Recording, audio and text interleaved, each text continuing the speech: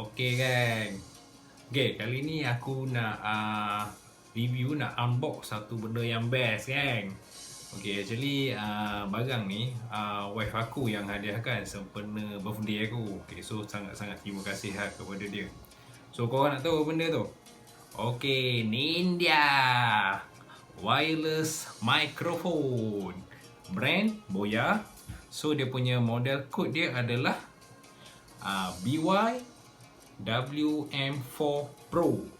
So nanti aku akan ceritakan serba sedikit apa dia punya spek dengan apa benda dalam kotak ni Yo, tobat.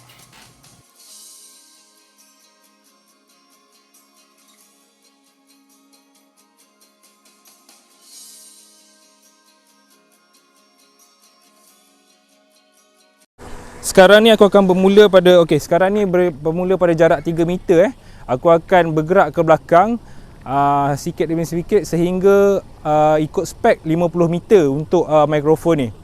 Okey So aku akan update setiap jarak Okey, sekarang pada jarak 6 meter.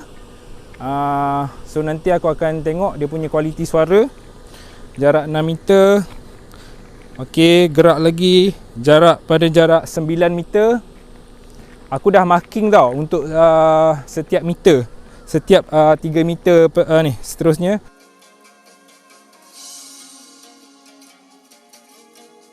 Kat sini 30 meter. So aku nak tengok macam mana kualiti dia. Tiada apa-apa obstacle, tiada apa-apa halangan. Okey, aku bergerak lagi 48 meter dekat sini, dan so aku akan bergerak lagi, bergerak sampai ini 50 meter. 50 meter ni adalah kalau ikut spek dia, ikut spek 50 meter dia akan cover sehingga maksimum 50 meter. Aku akan gerak lagi nak tengok dia punya kualiti macam mana. 50 meter. Okey, ini mungkin 53 meter. Hari hujan. So aku kena balik.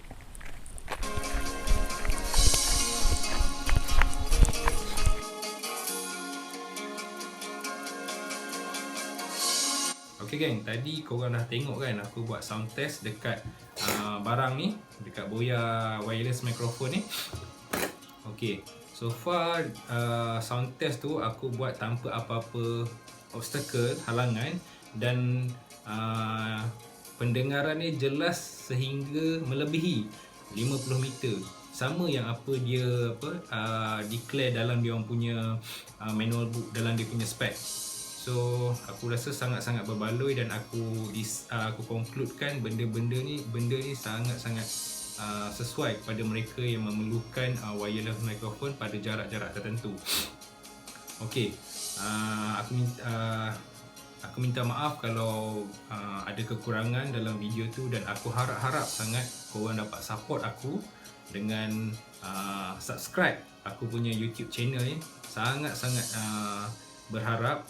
Dan aku sekali lagi aku nak ucapkan terima kasih kepada korang, dan korang sangat-sangat awesome. Terbaik.